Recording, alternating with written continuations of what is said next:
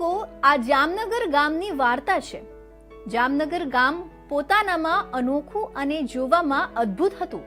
આ ગામની ખાસિયત એ હતી કે એક પેઇન્ટિંગ જે બજારમાં એક દુકાનની બહાર હતું. લોકો આ પેઇન્ટિંગને જાદુઈ કહેતા. પેઇન્ટિંગના નામથી જાણીતી આ પેઇન્ટિંગ એટલી સુંદર હતી કે લોકો દરરોજ સાંજે તેને જોવા માટે દૂર દૂરથી આવતા હતા. ખરેખર પેઇન્ટિંગની અંદર એક ખૂબ જ સુંદર રાજકુમારી હતી. પાગલ થઈ ગઈ હતી. પેઇન્ટિંગ જોનારા લોકોની સંખ્યા રોજે રોજ બજારમાં વધવા લાગી. પેઇન્ટિંગમાં દેખાતી રાજકુમારી ખૂબ જ સુંદર હતી, એમાં કોઈ શંકા નથી.